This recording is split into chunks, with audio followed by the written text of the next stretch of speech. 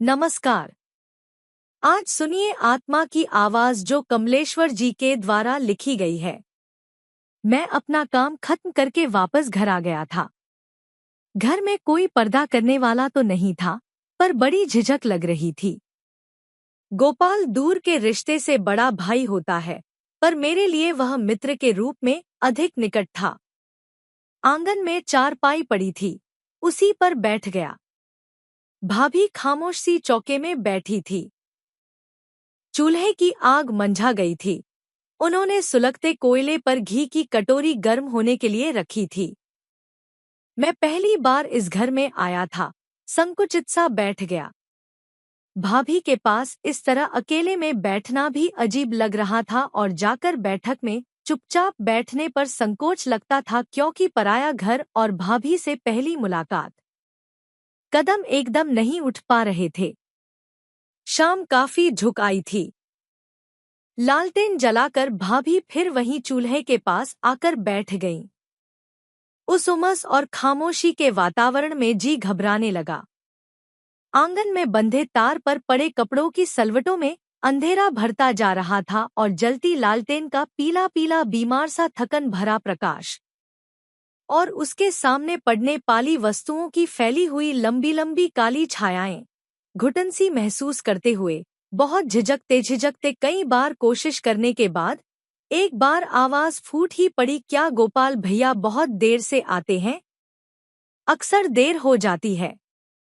वैसे ही बैठे भाभी ने निर्लिप्त भाव से कह दिया।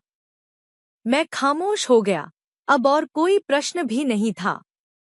निदान चौके की तरफ ताकता रहा। चौके की छत को टिकाए रखने वाले दोनों खंभों की चौड़ी काली काली छायाएं फर्श पर पड़कर फिर भीतरी दीवार की कालिख में गुम हो गई थी और उनके बीच में दबीस कुची सी भाभी बैठी थी।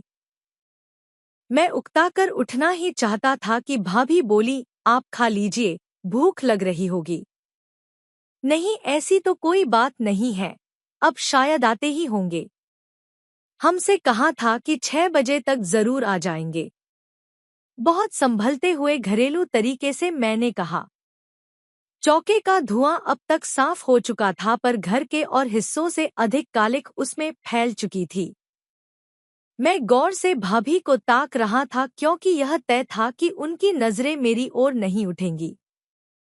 एक काला काला सा भारीपन वहां की वायु में भर रहा था। कोई आवाज नहीं, ठहरा ठहरा सा सब कुछ निस्पंद। भाभी जैसे इस ठहराव को जीवन में डालकर अभ्यासी बन चुकी थी। अभी शादी को साल भर से अधिक नहीं हुआ होगा, लेकिन यह गतिहीन ठहराव जैसे जीवन की हर रंगीनी को मिटा चुका है। घी कड़क उठा।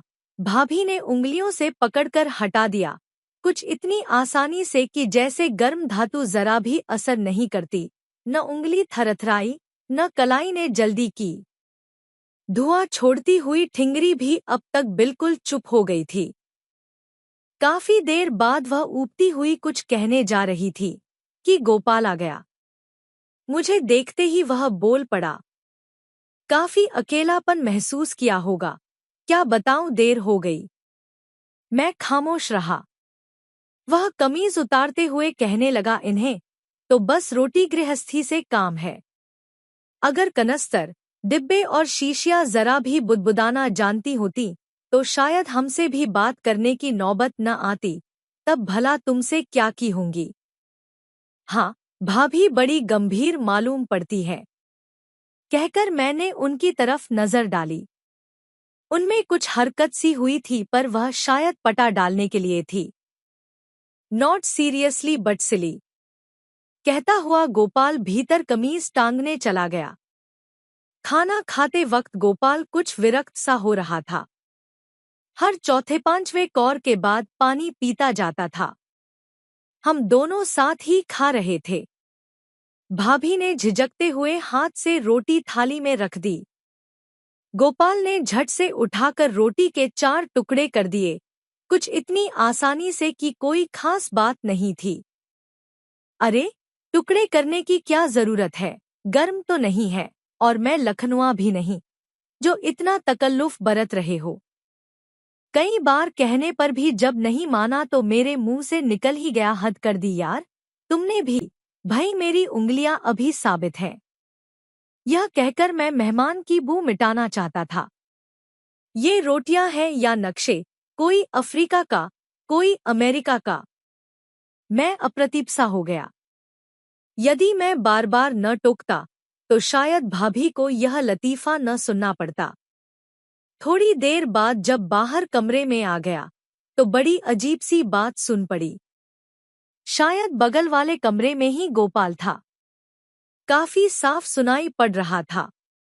वह कह रहा था, मैं पानी की तरह रुपया बहाकर घर को ठीक रखना चाहता हूँ, और कुछ नहीं तो आज एक नया ढंग पेश किया तुमने।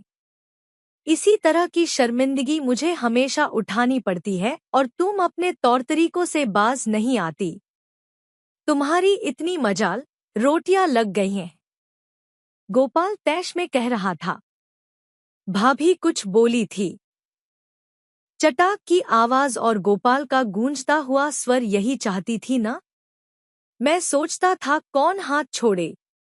नहीं समझ में आता और फिर हर बात का मुंह पर जवाब, बड़ी गंभीर बनी फिरती है।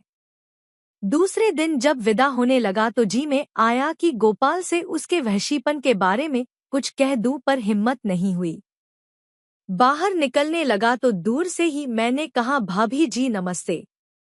नीची नजर किए ही भाभी जी ने नमस्ते की। मैं सकुचा गया। वे ही सारी बातें मन को भारी किए हुए थी। उल्लास, खींच, विद्रोह, घृणा, प्यार कुछ भी नहीं। आखिर कैसे जीती हैं वे? घर आते आते उदासी दूर होती गई। कमरे का ताला खोला तो पहली नजर आए हुए पत्रों पर पड़ी। एक लिफाफे पर नजर उलझकर रह गई। यह पत्र अवश्य ही बिनती का है, ऐसा मुझे विश्वास हो गया। बिनती, आखिर आज मैं तुम्हें याद आ ही गया। 2 साल बाद। कुछ दरदसा उठा। पत्र खोलकर पढ़ने लगा। प्रिय राजू, आज सहसा तुम याद आए हो। वास्तव में शादी के बाद लड़की के जीवन में महान परिवर्तन होता है। विवाह के बाद पुरुष को रहन सहन का कुछ ढंग ही बदलना पड़ता है, पर लड़कियों को तो पूरी आत्मा बदलनी पड़ती है। यह मेरा स्वयं का अनुभव है। मैंने अपनी आत्मा को बदलने की चेष्टा की है। एक कीमती आत्मा की हत्या भी इसीलिए की कि वह तुम्हें प्यार करती थी। जब मैंने इस नए घर में कदम रखा था तो यही सोचकर कि मेरी आत्मा सदैव के लिए तुम्हारे पास है और शरीर इस नए घर का है। लेकिन बहुत ईमानदारी से कहूँ, बुरा मत मानना, कुछ दिनों बाद मेरी पसलियों की काया में कुछ नरम स्पर्शसा महसूस होने लगा। आत्मा का स्पंदन होने लगा और तभी से इस घर के दुख सुख मुझे सताने लगे। मुझे तुम्हारी उदारता पर विश्वास है, इसीलिए लिख रही हूँ। मेरी कही हुई बात की ईमानदारी को यदि तुमने न समझा तो मेरे साथ अन्याय करोगे। सच यह है कि मैं तुम्हें भूलने लगी थी और अब भी बहुत याद नहीं करती। मैं यहाँ बहुत सुखी हूँ। सारे आराम यहाँ है। मेरी माँ और पापा का अरमान कि उनकी इकलौती लड़की का रिश्ता किसी ऊंचे घर में हो, पूरा हो ही गया है। इससे भी मुझे बहुत संतोष मिलता है। शादी होने से पहले मुझे तुम्हारा मोह था। तुमसे दूर होने की सोचकर मैं घबरा जाती थी, पर अब यह सब एक मुलम्मे की तरह उतर चुका है। पर ये, जिन्हें तुम अपना खुशनसीब जालिम मित्र कहते हो, बहुत कुछ तुम्हारी तरह ही है। तुम्हारी तरह ही हंसते हैं, वैसे ही बात करते हैं, उसी तरह चलते फिरते हैं, सब अंदाज वे ही हैं। हाँ, तुम्हारी आंखें जरा अधिक गहरी हैं, जिनकी बरबस मुझे याद आ गई।